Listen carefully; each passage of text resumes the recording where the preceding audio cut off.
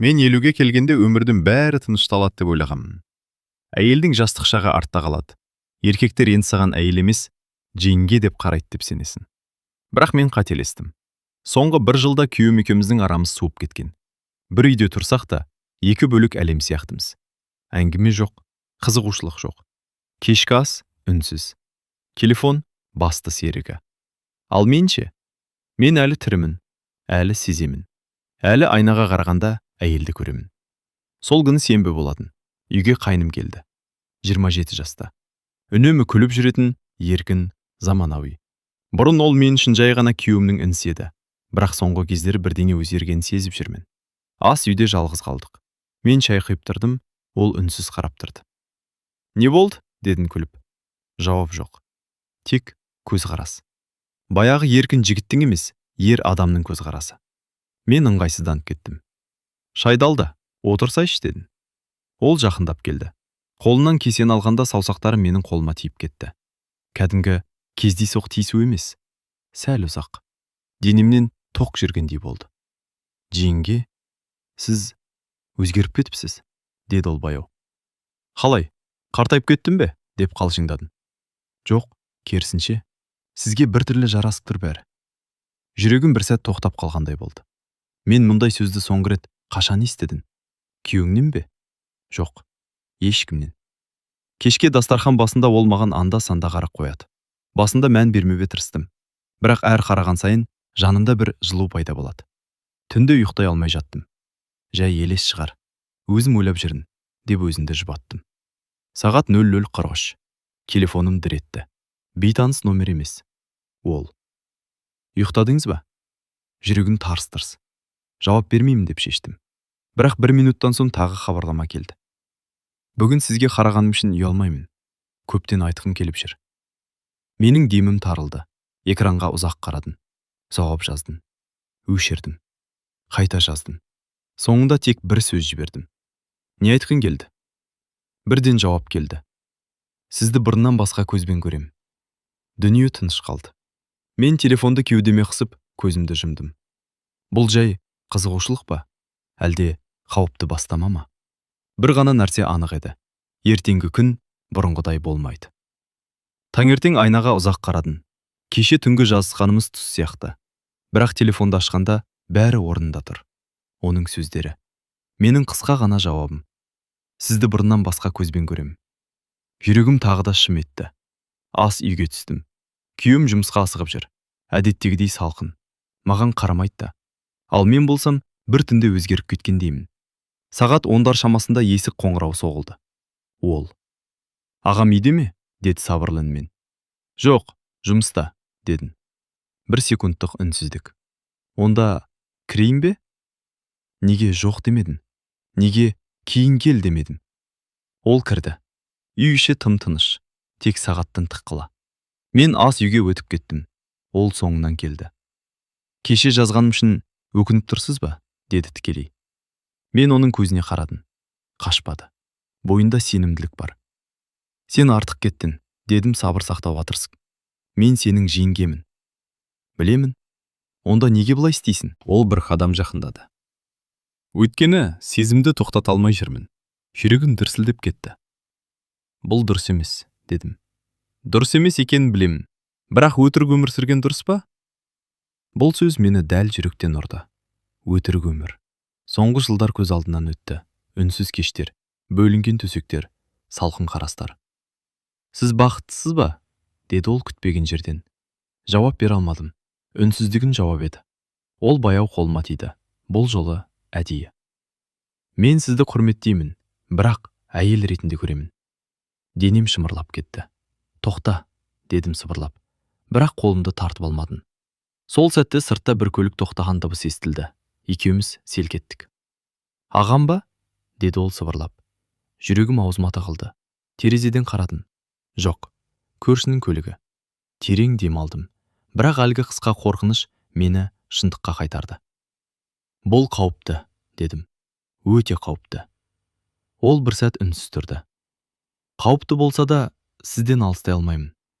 Сол кезде телефоным шыр етті. Экранда күйеуімнің аты. Қайдасың? Үйдесің бе? Мен қайнысыма қарадым. Ол маған. Ауа ауырлап кетті. Жауап беріңіз, деді ол жай ғана. Мен телефонды көтердім. Иә, үйдемін, дедім. Ал дәл сол сәтте қайным менің білегімнен ұстап, саусақтарымды қысып тұрды. Күйеуім ар жақтан. Түсті ерте келуі мүмкін, деді. Жүрегім тоқтап қалғандай болды. Қайным менің көзіме қарап, жай ғана сыбырлады. Онда асығу керек. Телефонды қойған сәтте қолым дірілдеп тұрды. Түсте келуі мүмкін, дедім мен сыбырлап. Ол маған бұрынғыдан да жақын тұр. Арамызда бір қадам ғана. Онда мен кетейін, деді. Бірақ қозғалмады. Мен де үндемедім. Бірнеше секунд. Бірақ ол секундтар бір сағаттай сезілді. Сен не істеп жатқаныңды түсінесің бе? Дедім ақыры. Түсінемін, деді ол. Бірақ сіз де түсініп тұрсыз. Оның көзқарасы тік, жасырын емес, ұялмайды. Мен сізді жай қызығып жүрген жоқпын, деді ол баяу. 1 жылдан бері. Жүрегім тарс етті. 1 жыл? Иә, сізді ешкім байқамайтын кезде байқаймын. Ағам телефон шықлап отырғанда, сіздің үнсіз отырғаныңызды көремін. Сіз күлімсірегенде шын емес екенін байқаймын. Бұл сөздер мені әлсіз етті.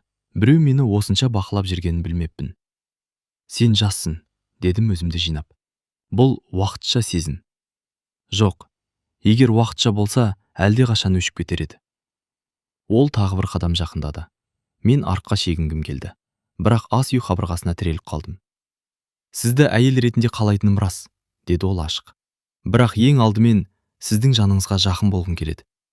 Тынысым ауырлады. Тоқта, дедім әлсіз ғана. Егер сіз бір рет кет десеңіз, кетемін, деді ол. Бұл шешуші сәт еді. Айтуым керек еді. Қатты, нақты. Бірақ аузымнан сөз шықпады. Үнсіз қалдым. Ол менің үнсіздігімді жауап деп қабылдады. Қолын жайлап бетіме тигізді. Алақаны жылы. Сіз әдемісіз, деді сыбырлап. Соңғы рет мұндай сөзді қашан естідім? Есіме түспейді. Ол еңкейіп маңдайынан жеңіл ғана сүйді. Дүние тоқтап қалғандай. Бұл құмарлық емес еді. Бұл шекарадан өту. Сол сәтте есік қоңырауы қатты шыр етті. Екеуміз де селк еттік. Құдай-ай, дедім дауысым шықпай. Ол бір сәтте шегінді. Қоңырау тағы соғылды. Мен есікке қарай жүрдім. Жүрегім аузыма тығылып тұр. Есікті аштым. Күйеуім. Телефонымды ұмытып кетіппін, деді ештеңе сезбегендей. Мен аққа көз тастадым. Қайным қонақ бөлмеде сабырлы қалыпта отыр. Бейне бір ештеңе болмағандай. Күйеуім ішке кірді. Сен әлі осындасың ба?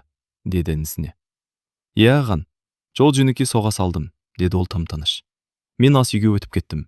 Қолым дірілдеп, стакан құлап кете жаздады. Күйеуім маған қарап, не болды саған? Деді күдікпен. Ештеңе, басым ауырып тұр, дедім. Қайным есікке қарай беттеді. Шығар алдында бір сәт маған қарады. Сол көзқараста шешім бар еді. Бұл енді жай флирт емес. Бұл басталып кеткен нәрсе. Есік жабылды. Күйеуім мені біраз қарап тұрды. Сен біртүрлі болып жүрсің, деді ол ақырын. Мен үндемедім. Ішімде бір ғана ой. Бүгін біз шекарадан өттік. Кері қайту бар ма? Сол күннен кейін бәрі өзгерді. Үй іші бұрынғыдай емес. Күйеуім маған ұзақ қарап қоятын болды. Әсіресе телефонымды қолыма алған сайын. Ал ол, қайным, 3 күн хабарласпады. 3 күн. Бірақ дәл сол үнсіздік мені мазалады. 4-ші күні кешке қысқа ғана хабарлама келді. Сөйлесуіміз керек. Бүгін, жалғыз. Жүрегім зу ете қалды. Жауап жазбай ұзақ отырдым. Бірақ кешкісін дүкенге шығам деп үйден шықтым. Сыртта жаңбыр құйып тұр екен. Күздің салқын иісі.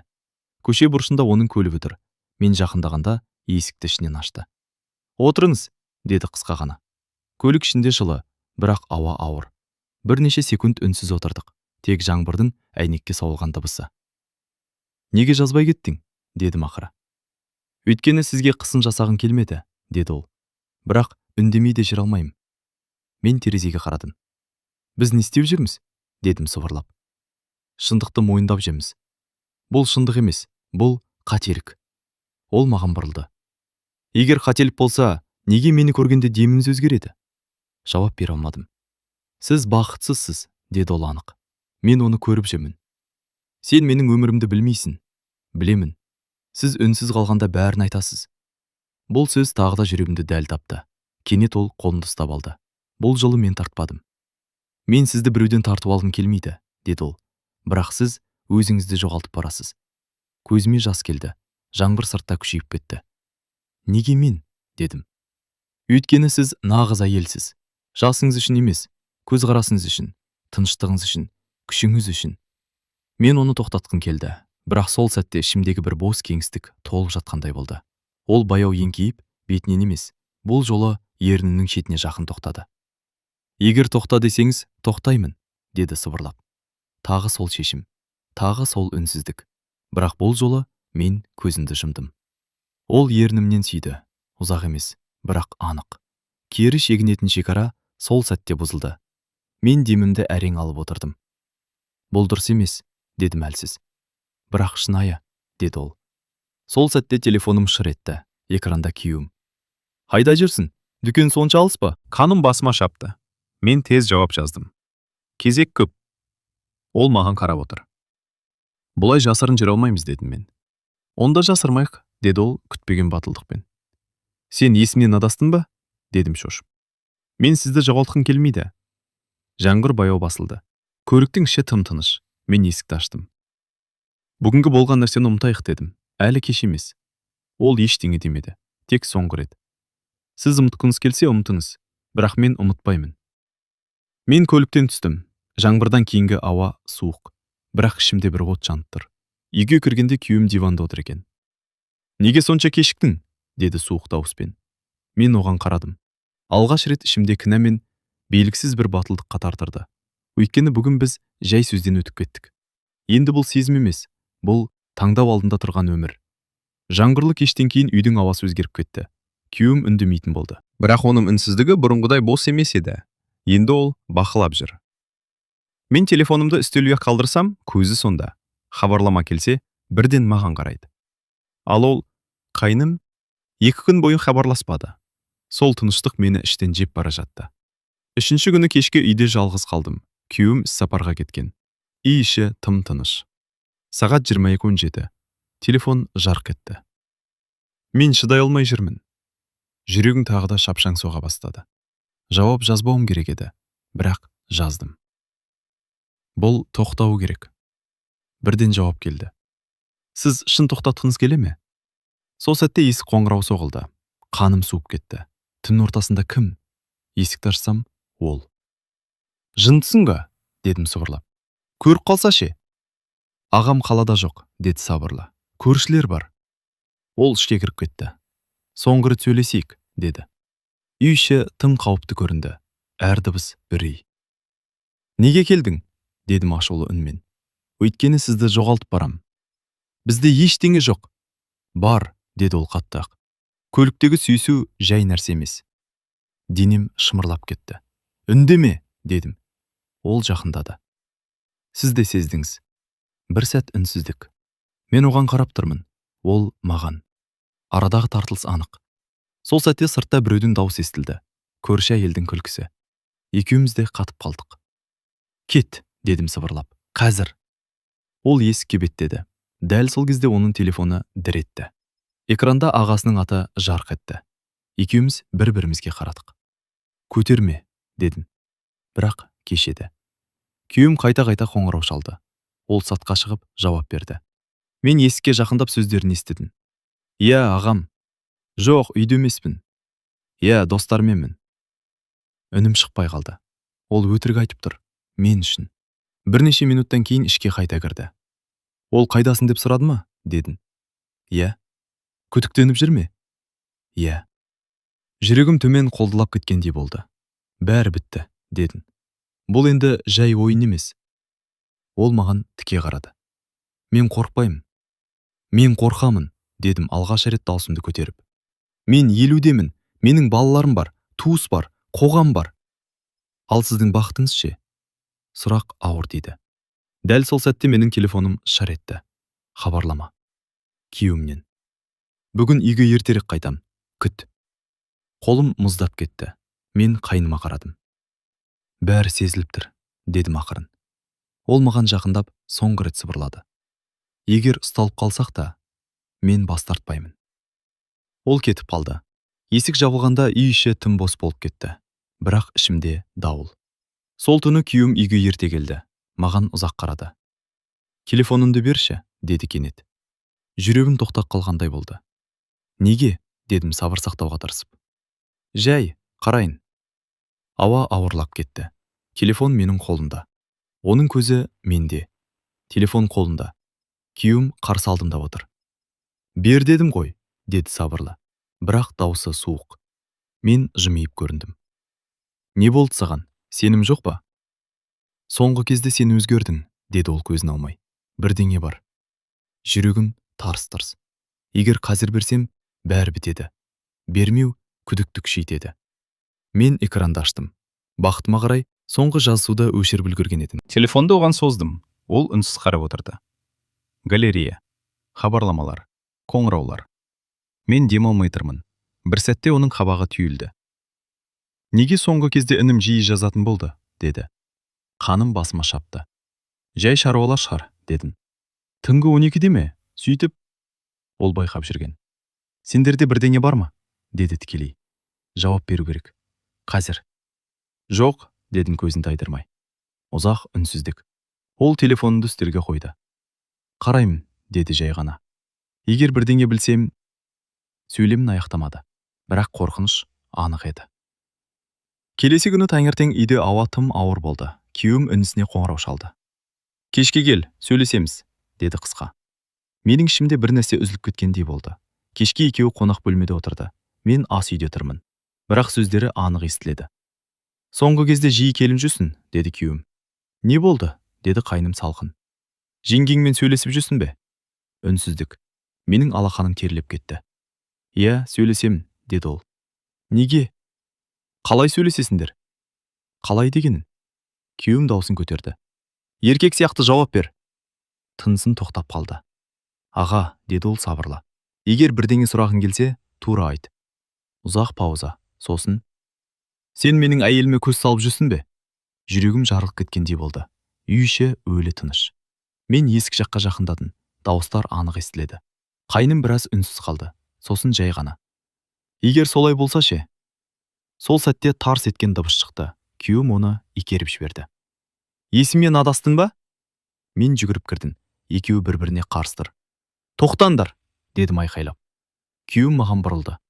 Сен айт, деді ашумен. Айт шындықты. Бүкіл өмірім сол секундқа сиып кеткендей. Айтсам, бәрі құлайды. Айтпасам, өтірік өмір жалғасады. Қайным маған қарап тұр. Көзінде қорқыныш жоқ. Тек шешім. Мен, дедім. Даусым шықпай қалды. Күйеуім айқайлады. Жауап бер. Мен көзімді жұмдым. Бір секунд. Бір ғана сөз бәрін өзгертеді. Мен, дедім тағы. Екеуінің көзі менде. Қайным тыныш. Күйеуім ашулы. Бұл секундта мен екі өмірдің ортасында тұрдым. Ештеңе болған жоқ, дедім ақыры. Үнсіздік. Қайным маған қарады. Көзінде бір сәттік ауыр реніш жылт етті. Бірақ, дедім даусым дірілдеп. Ол маған сезімім айтты. Бөлме іші жарылғандай болды. Не? Деп күйеуім айқайлады. Мен жасырмаймын, деді қайным бірден. Иә, мен оны ұнатамын. Тарс. Күйеуім жұдырығымен інісін ұрып жіберді. Мен айқайладым. Тоқта! Екеуі жаға жыртысып кетті. Үстел құлап, орындық аударылды. Ол менің әйелім, деп айқайлады күйеуім. Ол зат емес, деп айқайлады қайным. Бұл сөз бәрін өзгертті. Күйеуім тоқтап, маған бұрылды. Сен де соны қалайсың ба? Деді тісін қысып. Мен үндемедім, бірақ үнсіздік жауап еді. Күйеуім артқа шегінді, көзі суып кеткен. Демек, бар екен ғой, деді баяу. Қайным орнынан тұрды. Мен оны мәжбүрлеген жоқпын, деді. Ол да сезеді. Үндеме, деп айқайладым мен. Өйткені бұл шындықты дауыстап айту тым ауыр еді. Сол сәтте есік ашылды. Енем. Ол айқай-шуды естіп кірген. Не болып жатыр? Деді шошып. Үшеуміз үнсіз қалдық. Күйеуім ашумен. Сұра мына екеуінен, деді. Үй ішінде дауыс түсініксіз айқай, көз жасы. Енем маған қарап, ұялмайсың ба? Деді. Бұл сөз мені тіліп өтті. Бір сағат ішінде бәрі белгілі болды. Туыстарға хабар кетті. Телефондар шырылдай бастады. Мен ортада тұрмын. Бір кезде қайным дауыстап айтты. Егер ол менімен кетем десе, мен дайынмын. Бөлме тағы да жарылғандай болды. Күйеуім күліп жіберді. Суық күлкі. Қайда барасың? Елудегі әйелді ме? Бұл сөз жанымды өртеді. Қайным үндемеді. Мен көз жасымды сүрттім. Тоқтаңдар, дедім ақыры. Бұл менің өмірім. Бәрі маған қарады. Иә, ол сезімін айтты. Иә, мен шатастым. Бірақ ешкім мені зат сияқты талқыламайды. Үй іші тыныш. Мен кетемін, дедім. Қайда? Деді күйеуім. Қазір бәрінен алыс. Мен бөлмеге кіріп сөмке жинай бастадым. Қолым дірілдеп тұр. Қайным есік алдында. Шешім қабылдадың ба? Деді сыбырлап. Мен оған қарадым. Бұл махаббат па? Әлде жалғыздықтан туған әлсіздік пе? Бірақ бір нәрсе анық еді. Бұл үйде мен енді бұрынғы әйел емеспін. Сөмкемді алып есікке беттедім. Артта айқай, реніш, күйреген отбасы. Ал алдында белгісіздік. Мен сол түні әпкемнің үйіне бардым. Таң атқанша ұйықтай алмадым. Телефон тынбай шырылдады. Туыстар, құрбылар, бейтаныс нөмірлер. Өсек оттан да тез тарайды екен. Таңертең ең ауыр қоңырау келді. Қызым, анашым, рас па? Деді даусы дірілдеп. Жүрегім сынып кеткендей болды. Қызым, адамдар жазып жатыр. Әкем жылап отыр. Не істеп қойдың? Мен үнсіз қалдым. Өйткені өзімді ақтай алмаймын. Мен әлі ешқайда кеткен жоқпын, дедім жай ғана. Мен тек ойлануым керек. 50 жаста не ойлану бар, мама? Деді ол ауыр күрсініп. Біз бармыз ғой. Бұл сөз жанымды тіліп өтті. Иә, мен анамын. Иә, мен әйелмін. Бірақ мен адаммын ба? Түске қарай ол қайным хабарласты. Сөйлесейік, бәрі ұшығып барады. Кездестік. Қаланың шетінде адамдар аз жерде.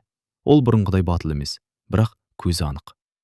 Мен ата-анама бәрін айттым, деді. Не деді олар? Қарсы, қатты қарсы. Мен күлдім, ащы күлкі. Күтілген жауап. Бірақ мен шешімімді өзгертпеймін, деді ол. Егер сен келем десең, пәтер жалдаймын, жаңадан бастаймыз. Жаңадан бастау, 50 жаста. Қоғам күлмей ме? Балалар теріс айналмай ма? Сен ойланып тұрсың, деді ол. Өйткені бұл тек сезім емес, бұл өмір. Мен сені ұяттан қорғаймын. Қоғамнан қорғай алмайсың, дедім. Ұзақ үнсіздік. Сен мені шын қалайсың ба? Дедім кенет. Ол бір секунд кідірді. Иә. Жай құмарлық емес пе? Жоқ. Ертең 10 жылдан кейінше? Ол жауап бере алмады. Міне шындық. Мен оның көзінен махаббат көрдім. Бірақ тәжірибе көрмедім. Кешке күйеуім хабарласты. Дауысы бұрынғыдай ашулы емес. Үйге қайт, деді жай ғана. Бәрін ұмытамыз. Ұмыта аласың ба? Дедім. Білмеймін, бірақ сенсіз де болмайды. Бұл сөздерде ауыр еді. Бір жағымда жас жігіттің оттай сезімі, екінші жағымда жылдар бойы бірге тұрған адамның үнсіз тәуелділігі. Мен көше бойымен жалғыз жүріп келемін. Адамдар өз тіршілігімен, ал менің ішінде сот жүріп жатыр. Сол сәтте қайнымнан соңғы хабарлама келді. Бүгін шешім қабылда. Мен дайынмын. Телефон экраны жарық, ал мен екі жолдың ортасында тұрмын. Түн.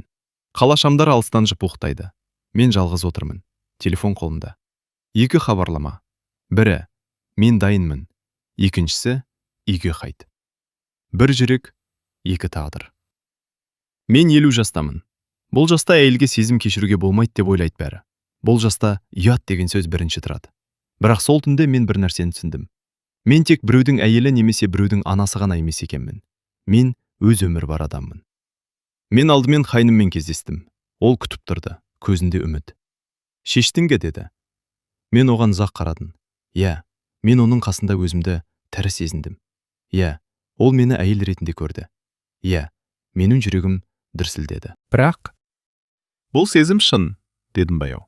Бірақ бұл бастама ғана, ал өмір ұзақ. Ол үндемеді. Сен мені бүгін жақсы көресің, ертең де мүмкін. Бірақ мен саған ертең ауыр жүк болып қалғым келмейді. Мен олай ойламаймын, деді ол. Қазір ойламайсың. Жаңбыр иісі тағы да ауада. Мен сені бағалаймын, дедім. Бірақ мен өзімді бірінші рет таңдаймын. Ол түсінбей қарады. Мен ешқайсыңды таңдамаймын. Үнсіздік. Мен бөлек кетемін, дедім анық. Біраз уақыт өзіммен боламын. Оның көзінде ауырлық пайда болды. Демек, біз біттік пе? Біз ешқашан басталмадық. Бұл сөз екеумізге де ауыр тиді. Ол басын изеді. егер бір күні өкінсең, деді, онда да бұл менің таңдауым болады, дедім. Келесі күні күйеуіммен сөйлестім. Мен уақытша бөлек тұрам, дедім. Ол үшін бе? Деді ол. Жоқ, өзім үшін. Ол ұзақ үнсіз отырды. Қайтып келесің бе? Егер мені түсінсең, мүмкін. Бұл бірінші рет біз шынайы сөйлестік. Айқайсыз, кінәсіз. Бір ай өтті. Мен шағын пәтер жалдадым, жұмысымды көбейттім. Спорт залға жазылдым. Алғаш рет таңды тыныш қарсы аламын. Телефоным тыныш. Ешкімге жасырыну жоқ. Ешкімнің көлеңкесінде емеспін.